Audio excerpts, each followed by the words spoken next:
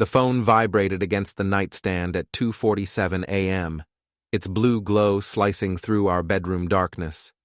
I watched Betty's hand snake out from under the covers, grab it, and pull it beneath the blanket.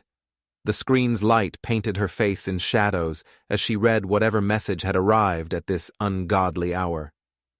Her lips curved into a smile I hadn't seen directed at me in months. "Work emergency?" I asked, my voice flat. She jumped, nearly dropping the phone. "Jesus, Colin, you scared me. Who texts about event planning at 3 in the morning? It's a client in Tokyo, time zones." She turned away from me, the phone still clutched in her hand. "Go back to sleep." I didn't sleep. I stared at the ceiling and listened to her breathing even out, watched the occasional glow of her phone as she checked it again and again. This wasn't the first time. For 3 months, I'd been collecting these moments like evidence at a crime scene. The late-night texts, the new perfume, the way she recoiled when I tried to kiss her as if my touch had become toxic. I'm a project manager. I solve problems by breaking them into smaller pieces, analyzing data, finding patterns. My wife's affair was just another problem to solve, except this one was eating me alive from the inside. The next morning, Betty left early for a client breakfast. I waited exactly 12 minutes, then picked up her iPad from the kitchen counter. She'd forgotten to log out of her messages. Rookie mistake. The conversation with Alan spanned back 4 months. I scrolled through it all, my coffee growing cold in my hand. Dinner plans, hotel bookings, moments I wished I could erase from my memory. And worse than the personal content was the closeness. Inside jokes, pet names. He called her B. I had always called her Betty. My hands shook as I forwarded the entire conversation to my email. Then I deleted the forwarding record and set her iPad exactly where I'd found it, the charging cable at the same angle. I called in sick to work. I couldn't face my team while my world was collapsing. Instead, I sat in my home office and read through every message again, this time taking notes. Alan worked at Richardson Consulting, drove a BMW, and lived in the Riverside district. He was divorced, no kids, and apparently had enough free time to seduce my wife. That evening, Betty came home at 7 with takeout from our favorite Thai place. She kissed my cheek, a mechanical gesture devoid of meaning. "How was your day?" she asked, setting containers on the kitchen table. "Productive." I watched her unpack the food. "How was the client breakfast?" "Fine. Boring, actually. Just going over seating arrangements for their anniversary party." "Which client?" She paused, just for a second. "The Hendersons." I'd checked her calendar. There was no Henderson appointment. "Sounds tedious." It was. She handed me a plate. "Let's not talk about work." We ate in silence. I studied her face, searching for guilt or remorse or anything that suggested she felt bad about what she was doing. But Betty just scrolled through her phone, occasionally showing me memes she thought were funny. I laughed at the appropriate moments. I was getting good at performing normalcy. After dinner, I retreated to my office and opened my laptop. I drafted a message to a divorce attorney, then deleted it. Too soon. I needed more information. I needed a plan. My phone buzzed. Robert was texting about basketball on Sunday. I agreed to go, even though I couldn't care less about basketball right now. But I needed to maintain appearances. The betrayed husband who doesn't know he's betrayed yet. 3 days later, I accidentally picked up Betty's phone instead of mine. They looked similar. We had matching cases. She was in the shower, so I had maybe 10 minutes. I found the message that changed everything. Alan had written, "Can't wait to see you tomorrow. Room 412, same hotel. I'll bring that wine you liked." Betty had responded, "Perfect. Told Colin I have an all-day event in Springfield. Won't be home until 9. Alan, good. I want the whole day with you." Betty, you always know what to say. Colin never talks like that anymore. Alan, his loss, my gain. I took screenshots with my own phone, then deleted the evidence of my snooping. My hands were steady now. The shock had worn off, replaced by something colder. Calculation. That night in bed, I rolled toward her. How's the Springfield event coming together? Oh, it's going to be huge. Probably my biggest client this year. She didn't even look up from her phone. When is it again? Next Thursday. I'll be gone all day, probably won't be back until 9 or 10. I'll miss you, I said. She patted my hand absently. It's just one day. I lay awake after she fell asleep, my mind working through possibilities.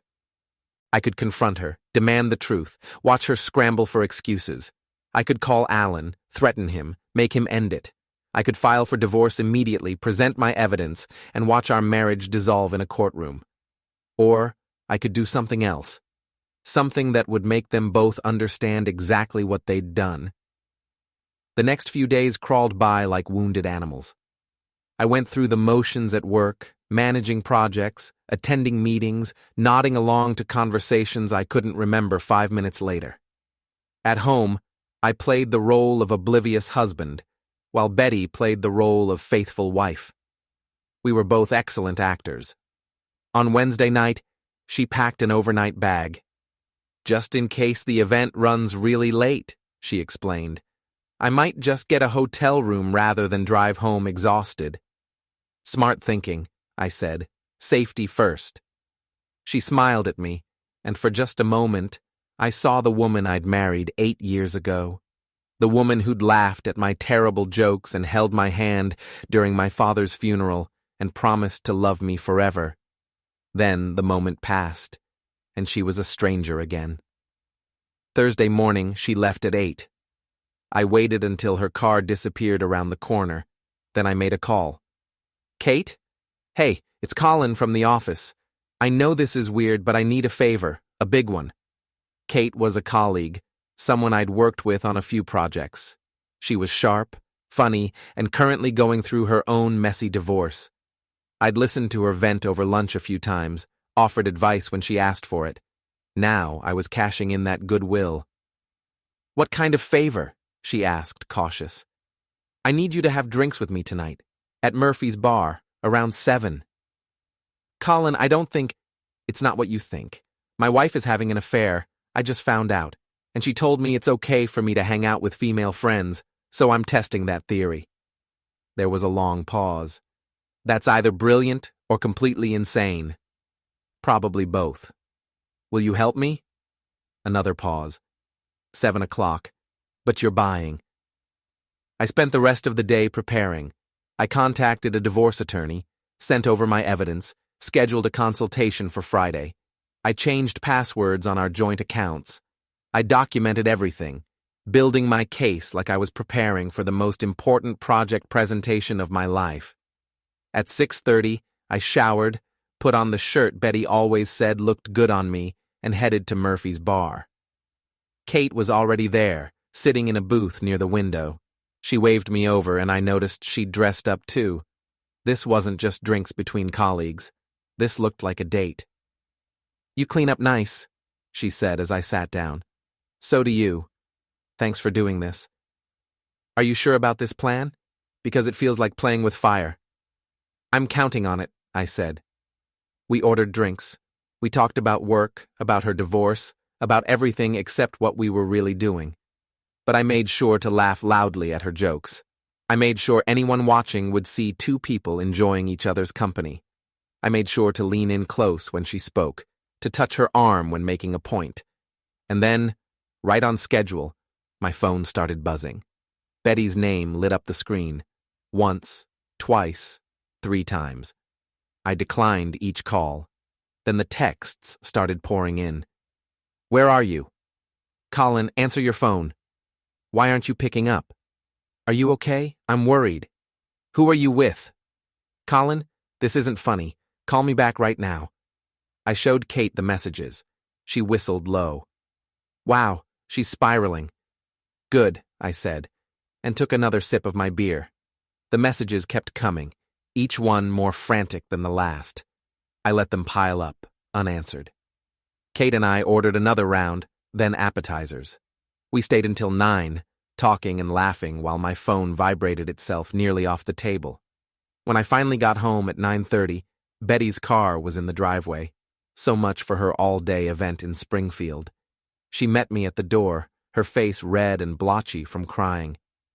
"Where the hell have you been?" "Out with a friend. You said it was okay to hang out with friends, remember?" "What friend? Who were you with?" "Kate from work. We got drinks. Why are you home?" "I thought you had an event." She opened her mouth, then closed it. The trap was closing around her, and she knew it. "The event ended early. I came home to surprise you." "Well, surprise. I wasn't here." I brushed past her into the house. "I'm exhausted. I'm going to bed."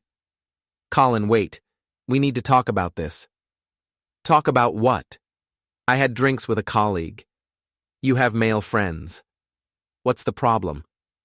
She had no answer. She stood in the hallway, tears streaming down her face, while I walked upstairs and closed the bedroom door.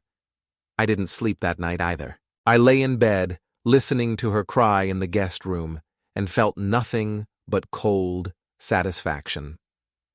Friday morning, I met with the divorce attorney.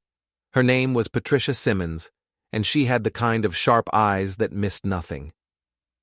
"You've documented everything well," she said, flipping through the file I'd prepared. "Text messages, photos, timeline. This is solid evidence of infidelity. What are my options?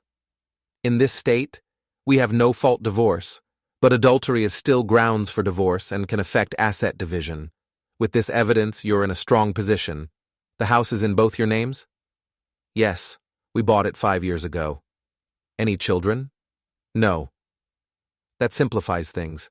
Joint accounts?" "Checking, savings, and a small investment portfolio. Total maybe 300,000. Patricia made notes. "My advice is to act quickly. File first, establish the narrative, freeze joint accounts so she can't drain them. Document every asset. And most importantly, don't do anything that could be used against you later." "Like what?" "Like revenge. I know you're angry, and you have every right to be, but anything illegal or destructive will hurt your case. Keep it clean, keep it legal." I nodded, but my mind was already turning. There were other ways to make someone pay, ways that wouldn't land me in court or jail. That afternoon, I did some research. Alan's BMW was easy to find. He parked it in the Richardson Consulting lot downtown, always in the same spot near the building entrance. The lot had security cameras, but they pointed at the building entrances, not the individual parking spaces. I bought 2 gallons of bright red exterior paint from a hardware store across town, paying cash. I bought cheap clothes from a thrift store and disposable gloves from a pharmacy. I was methodical, careful, covering my tracks like I was planning a military operation. Saturday night, Betty went out with Diana. "Girls' night," she said. More lies probably, but I didn't care anymore. I had my own plans. At midnight, I drove to the Richardson Consulting building. The parking lot was empty except for a few cars, including Alan's BMW. The black paint gleamed under the streetlights, probably cost more than my annual salary. I parked 2 blocks away and walked back, carrying the paint in a backpack. The night was cold and quiet, no one around. Security cameras pointed away from where I needed to be. I pulled on the gloves, opened the first gallon, and poured it over the hood. The paint flowed in thick streams across the windshield, dripping onto the asphalt. I opened the second gallon and emptied it over the roof and trunk. Red paint covered everything, masking the expensive black finish completely. I took out a piece of paper I'd prepared and stuck it under the windshield wiper. "For your love life." Then I walked back to my car, drove home, and burned the clothes in our fireplace. The gloves went in a dumpster 3 miles away. By the time Betty came home at 1 a.m., I was in bed, apparently asleep. Sunday morning, my phone rang at 8. Unknown number. "Is this Colin?" a man's voice asked. "Who's asking?" "This is Alan. We need to talk." My heart rate kicked up, but I kept my voice steady. "I don't think we have anything to discuss." You vandalized my car. I know it was you. I have no idea what you're talking about. 2 gallons of red paint. $5,000 in damage. Ring any bells? Sounds terrible. Have you called the police? Don't play games with me. I know about you and Betty. I know you know about us. Then you should know I'm divorcing her, which means she's all yours. Congratulations. Colin, listen. I hung up. He called back immediately. I declined. He tried 3 more times, then gave up. Betty came downstairs an hour later, her phone pressed to her ear. I don't know what happened, Alan. Just calm down. She saw me in the kitchen and walked outside to continue the conversation. Through the window, I watched her pace the backyard, gesturing wildly. When she came back in, her face was pale. Everything okay? I asked innocently. Someone vandalized Alan's car last night. Alan? Your friend Alan? Yes.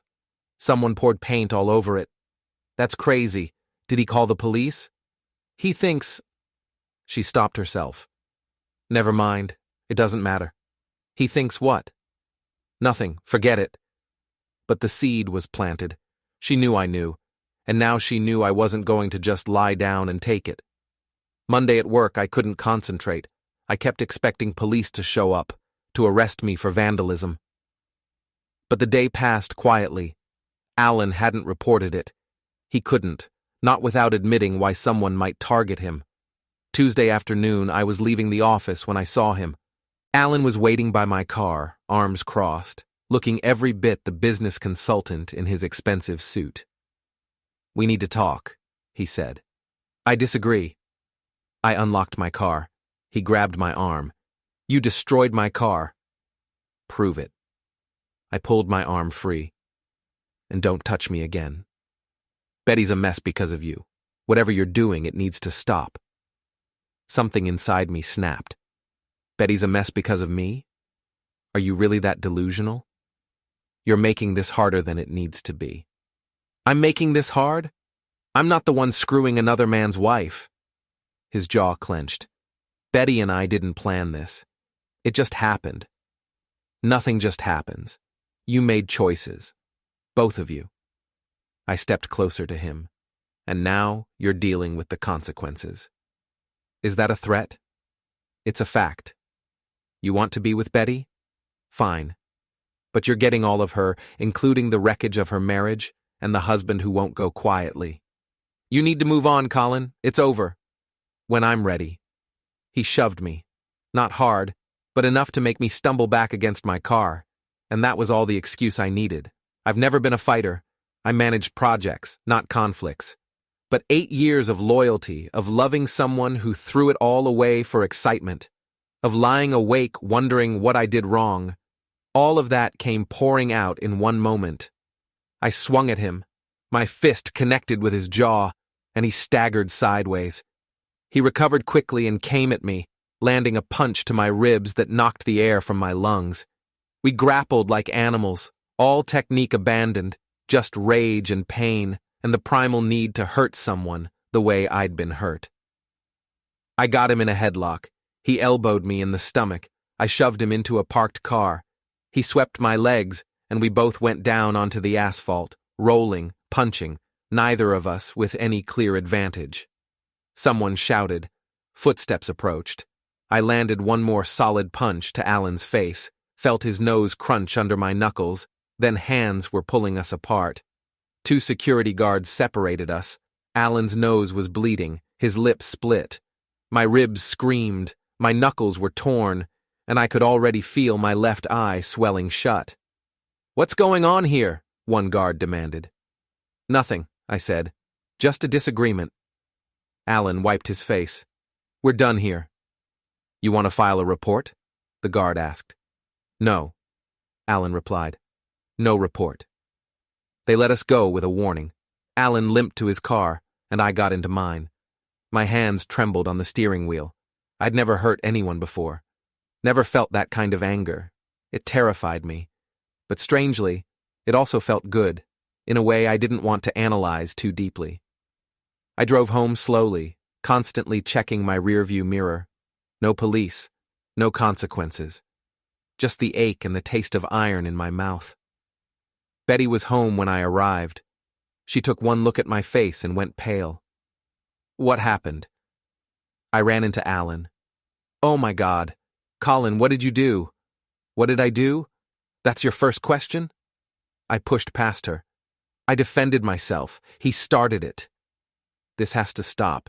You can't keep what? Can't keep being angry that my wife's been sleeping with another man for 4 months? Can't keep reacting like a human being who's been betrayed? I never wanted this to happen. But it did happen. You made it happen. I grabbed a bag of frozen peas from the freezer and held it against my eye. And now you get to live with what you did. She started crying. The same tears I'd seen a dozen times now. They didn't move me anymore. I'm sorry, Colin. I'm so sorry. It was a mistake. A 4-month mistake? How long were you planning to keep making it? I don't know. I wasn't thinking clearly. That's the first honest thing you've said in months. Can we fix this? Can we try? I looked at her, really looked at her. The woman I'd married, the woman I'd loved, the woman who'd chosen someone else. No, Betty, we can't fix this. Please, I'll do anything. You had your chance to do anything. You chose Alan instead. She sank into a chair, sobbing. I walked upstairs, took a shower, and locked myself in the guest room. The peas helped with the swelling, but nothing helped with the hollow ache in my chest. Wednesday morning, I woke up to an empty house. Betty had left early, or maybe she'd never come home. I didn't care which. I made coffee, assessed the damage in the bathroom mirror, black eye, split lip, bruised ribs, and called in sick to work again. Then I called Patricia Simmons. I need to file for divorce, today. What happened? She asked. I'm ready to end this. How fast can we move? I can have papers drawn up by this afternoon. You'll need to serve her, which takes a few days, but we can get the process started immediately. Do it. I spent the morning boxing up Betty's things. Clothes, shoes, toiletries, all of it went into cardboard boxes. Her laptop, her jewelry, her collection of wine glasses from places we'd traveled together, everything boxed and stacked in the guest room. I worked methodically, emotionlessly, like I was closing out a failed project. By noon, the house looked different, cleaner. Less hers, more mine. I changed the locks on the doors. I called our bank and separated our accounts, splitting the money exactly 50-50. Patricia had advised me to freeze everything, but I didn't need to play games. I just needed her gone. At 3, Betty came home. She tried her key, found it didn't work, and rang the doorbell instead. I opened the door, but didn't invite her in. Why doesn't my key work? She asked. I changed the locks. You can't do that. This is my house too. Check your email. My attorney sent you divorce papers an hour ago. Her face went white. Colin, no, please, we need to talk about this. We're past talking. I'm selling the house. Your half of our accounts is already transferred to your personal account. Your things are boxed up in the guest room. You can pick them up tomorrow. You're selling our house? It's not our house anymore. It's an asset to be divided in our divorce. Where am I supposed to go? That's not my problem. Maybe Alan has room for you. She flinched like I'd slapped her. Don't do this. We've been together 8 years. That has to mean something. It meant everything to me, but it obviously didn't mean much to you.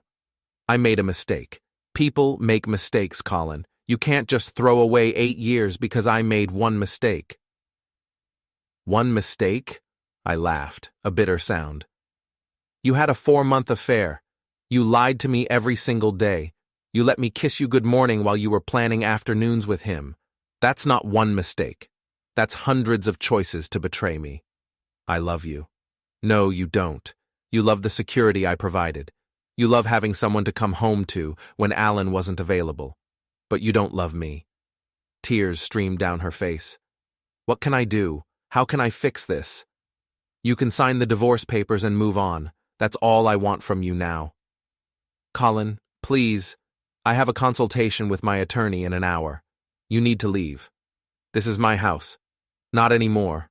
Leave, or I'll call the police for trespassing. She stared at me, searching for some crack in my resolve. She wouldn't find one. The man she'd married, the man who would have forgiven her anything, was gone. In his place was someone harder, colder, someone who'd learned that love made you vulnerable and vulnerability got you destroyed. I'll come back tomorrow for my things, she finally said. Between noon and 3. I'll be here to let you in. She turned to leave, then looked back. I really am sorry. I know you are, but sorry doesn't fix what's broken. I watched her walk to her car, get in, and drive away. Then I closed the door and leaned against it, waiting for some feeling to surface. Relief, sadness, anger, anything. But I felt nothing. Just emptiness where my marriage used to be. Thursday afternoon, Betty arrived with Diana to collect her boxes. Diana gave me sympathetic looks while they loaded everything into Betty's car. I helped carry the heavier items, staying silent, letting them work. You know she loves you, Diana said quietly when Betty went back inside for another load. She has a funny way of showing it. She made a mistake, a big one, but people can change. She had 4 months to change. She chose not to. Diana sighed. I tried to tell her it was wrong, for what it's worth. It's worth nothing now. Betty came back with the last box. That's everything. Good. Sign the divorce papers and send them back to my attorney. I need time to think. You have 30 days to respond. After that, I file for default judgment. You've really thought this through. I've had time. While you were with Alan. She loaded the final box into her car. Diana hugged her, whispered something I couldn't hear, then got in the passenger seat. Betty stood by the driver's door, looking at me. Is there really nothing I can say? Nothing that would matter. I wish things were different. I wish you'd been faithful, but we don't get what we wish for. She got in her car and drove away. I watched until she disappeared around the corner, then went back inside my empty house. That evening, Robert called. Hey man, haven't heard from you in a while. Everything okay? Not really. Betty and I are getting divorced. Silence. Then, what? When did this happen? She's been having an affair, I found out last week, filed for divorce yesterday. Jesus, Colin, I'm so sorry. Why didn't you tell me? I'm telling you now. Do you need anything? Want to grab a beer? Not tonight. I just need some time alone. Okay, but call me if you need anything. Seriously, anytime. Thanks, Robert. I hung up and sat in the quiet house. Everything echoed now. Footsteps, the refrigerator humming, my own breathing. The silence was oppressive but also freeing. No more pretending, no more lies, just the truth. Stark and painful and clean. Friday morning, I went back to work. My coworkers stared at my black eye but didn't ask questions. Kate caught me in the break room. You look terrible, she said. Feel worse, but thanks for helping me out the other night. Did it work? Your plan? Better than expected. I'm filing for divorce. Good. You deserve better than someone who cheats. Yeah, I'm starting to believe that. She squeezed my shoulder. It gets easier. After my divorce, I thought I'd never feel normal again. But you do. Eventually. How long did it take? About a year, but everyone's different. A year. 52 weeks of feeling like this. I wasn't sure I'd survive it. The next 2 weeks passed in a blur. I worked, ate, slept, repeat. Betty signed the divorce papers and returned them promptly. Our attorneys negotiated the settlement. I got the house, we split the accounts, everything clean and simple. No kids meant no custody battles. No joint businesses meant no complicated asset division. Just the end of a marriage, reduced to paperwork. I saw Alan once more at a coffee shop downtown. His nose was healing but still crooked where I'd broken it. He saw me and quickly left without ordering. Good. I wanted him uncomfortable. I wanted him looking over his shoulder, wondering if I'd come for him again. But I was done with revenge. The paint, the fight, those were childish reactions to adult pain. What I wanted now was simpler. I wanted to wake up without that hollow ache in my chest. I wanted to stop seeing Betty's face every time I closed my eyes. I wanted to remember what happiness felt like. Robert came over one Saturday with pizza and beer. We didn't talk about Betty. We watched football and ate too much and pretended everything was normal. It was the best day I'd had in weeks. "You're going to be okay," Robert said as he was leaving. "You know that, right?" "I hope so. You will. You're tougher than you think." I wasn't sure I believed him, but I appreciated him saying it. The divorce was finalized on a Tuesday in December, 6 weeks after I'd filed. Betty and I never spoke directly. Our attorneys handled everything. She got her settlement check, I got sole ownership of the house, and we both got our freedom. I signed the final papers in Patricia's office, my signature neat and controlled. "That's it," she said. "You're officially divorced." That was fast. Uncontested divorces with no children move quickly, especially when both parties want out. I looked at the papers, at my signature next to Betty's. 8 years of marriage ended with 2 signatures and a stamp. "Thanks for your help. Good luck, Colin. Take care of yourself." I drove home through light snow, the first of the season. The house was decorated for Christmas. Robert had insisted on helping me put up lights, and it looked almost cheerful, but it still felt empty. That night, Betty called. I almost didn't answer, but curiosity got the better of me. "Hi," she said, her voice small. "Hi. I got the final papers today." "Me too." Silence. Then, "Are you okay?" "I will be. Are you?" "I don't know. This doesn't feel real." "It's real." "Colin, I know I don't have the right to ask, but do you hate me?" I thought about it. Did I hate her? A month ago, yes, absolutely. But now? No, I don't hate you. I don't really feel anything about you anymore. That's worse than hate.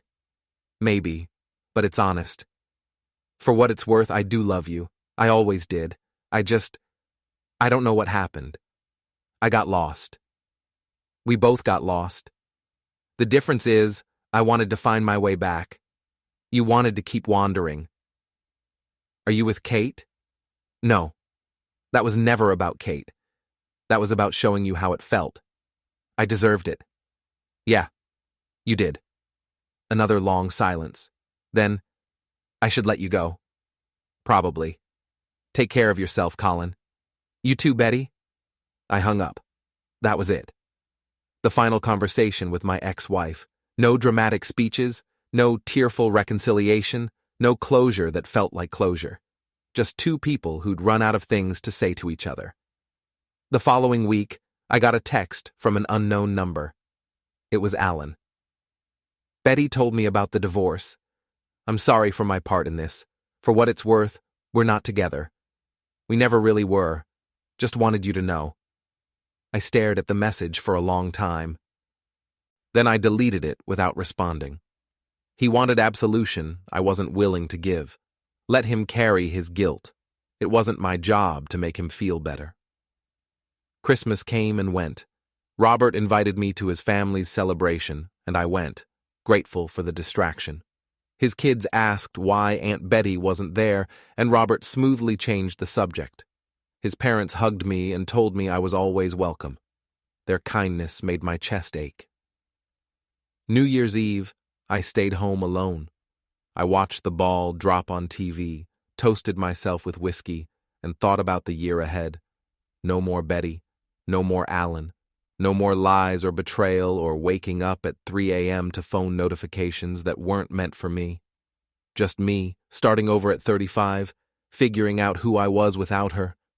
It wasn't the happy ending I'd imagined when I proposed 8 years ago, but it was honest.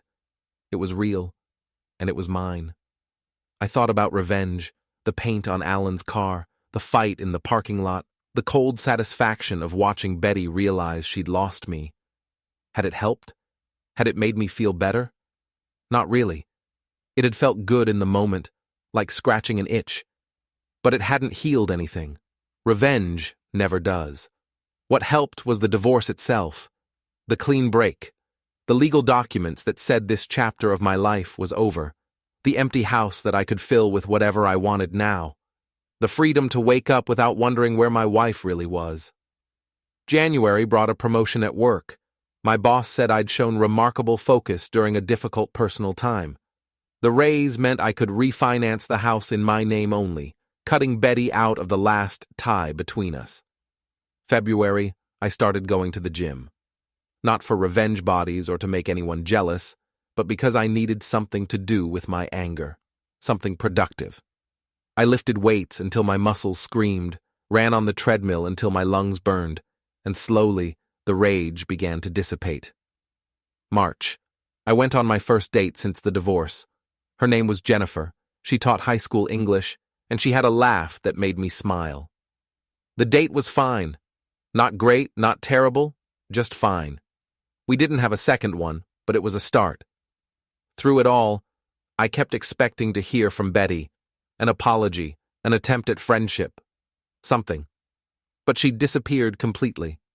Diana told Robert she'd moved to Portland, taken a job with an event company there.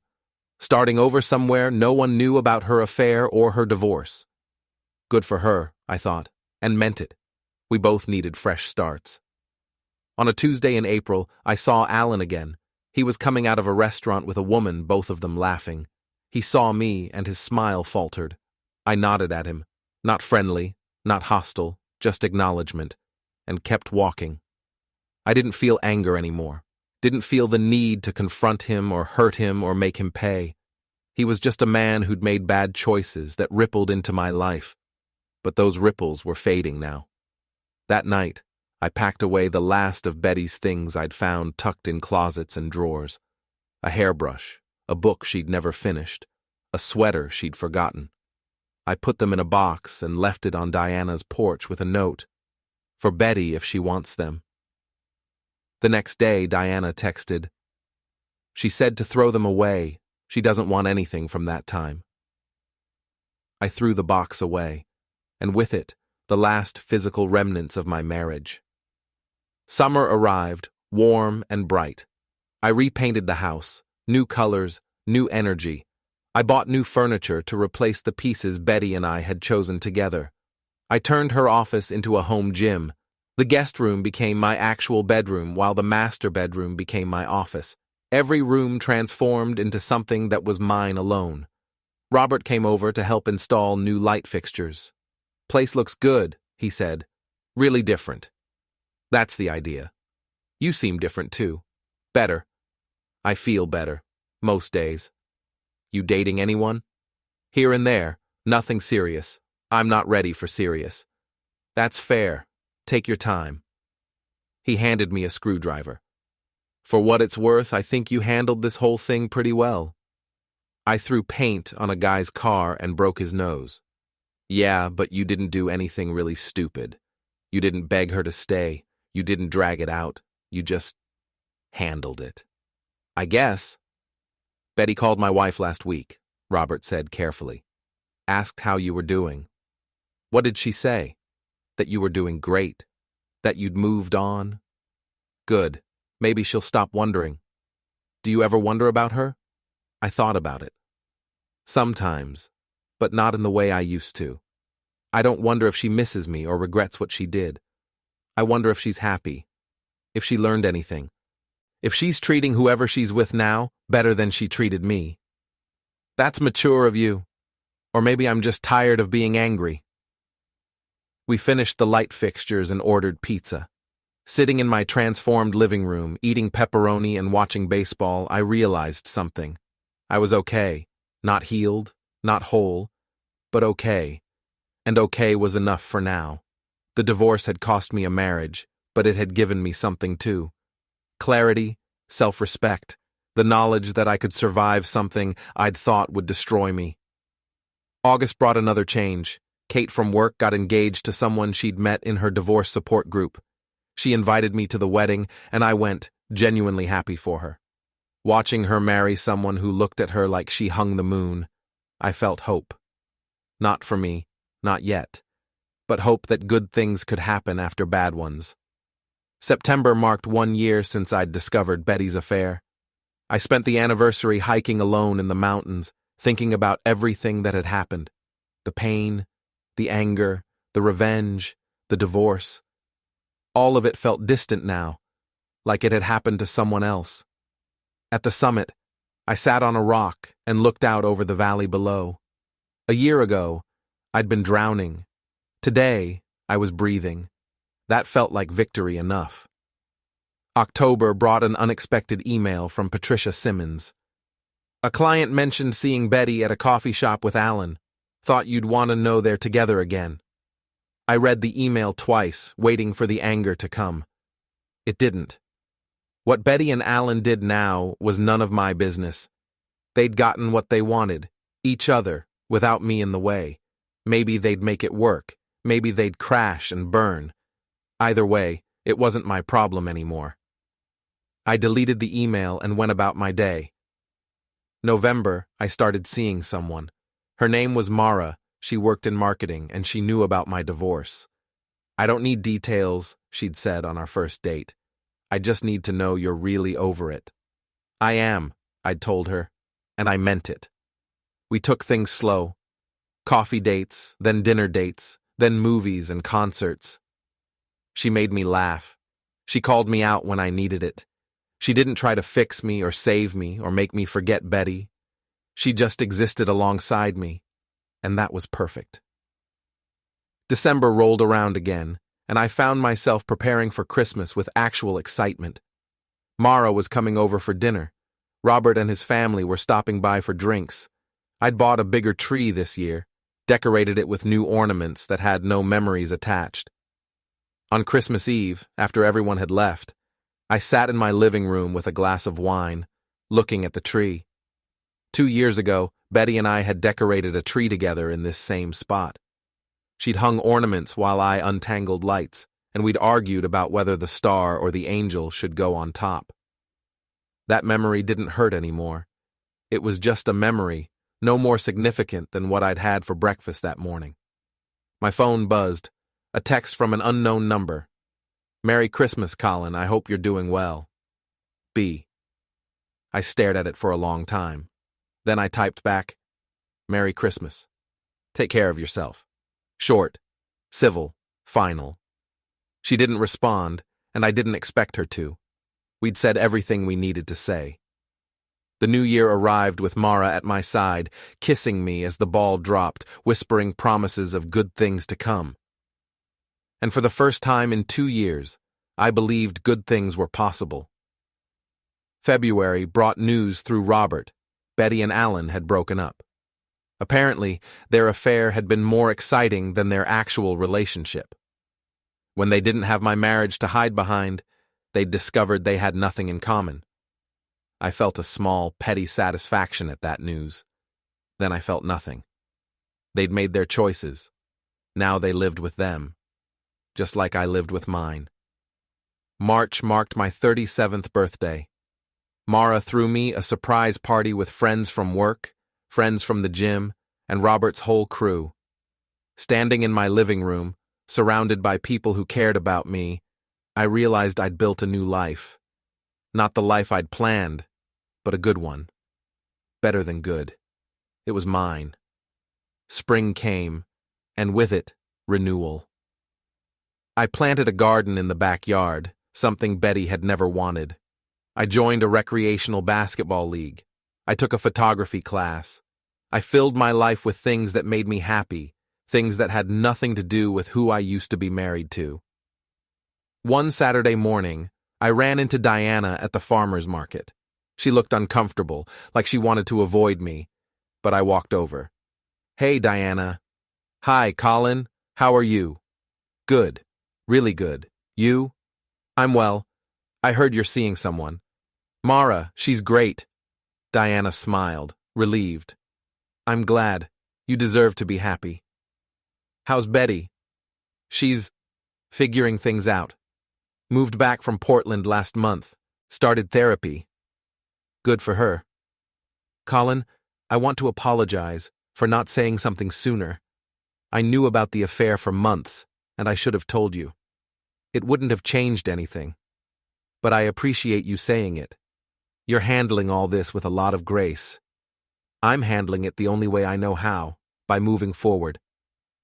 We talked for a few more minutes, then went our separate ways.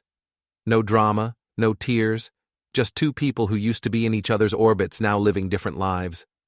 Summer arrived again, hot and bright. Mara and I took a road trip to the coast, spent a week swimming and eating seafood and forgetting about real life. Lying on the beach, her head on my shoulder, I thought about where I'd been 2 years ago, broken, angry, plotting revenge, and where I was now. Healed, mostly. Happy, definitely.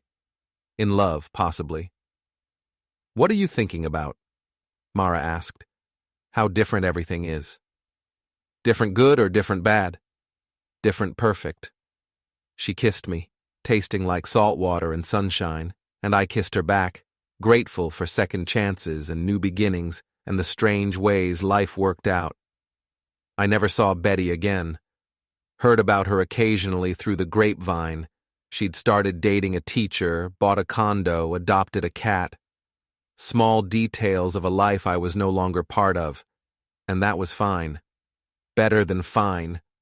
Because I'd learned something in the wreckage of my marriage. Revenge didn't heal you. Anger didn't fix you. Time didn't even necessarily cure you. What healed you was choosing to move forward.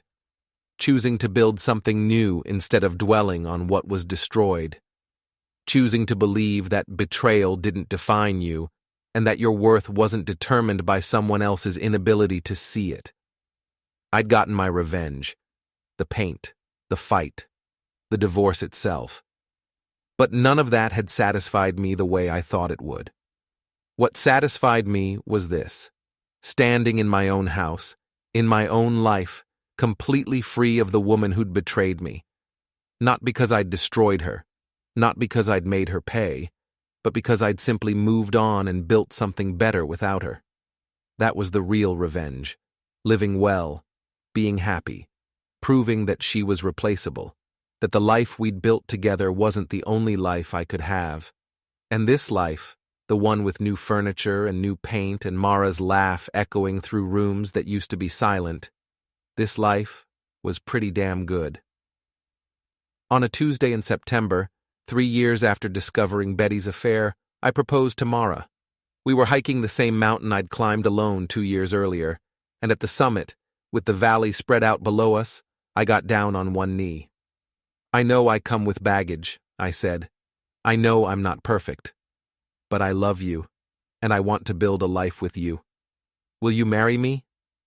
She said yes, crying and laughing and kissing me all at once. Standing there, engaged to someone who'd never betrayed me, who chose me every single day, I thought about Betty one last time. Not with anger or sadness or even satisfaction, just with gratitude, because her betrayal had destroyed me.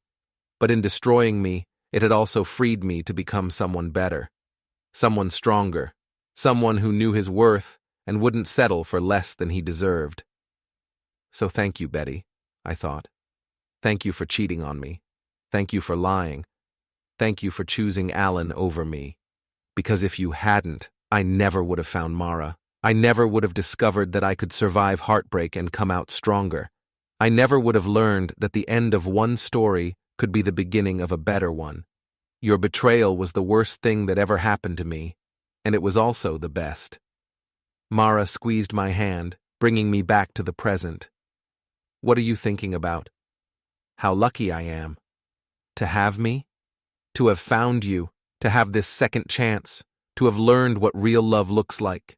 She smiled, the sun catching her hair, making her glow. I'm the lucky one. We both are, and we were.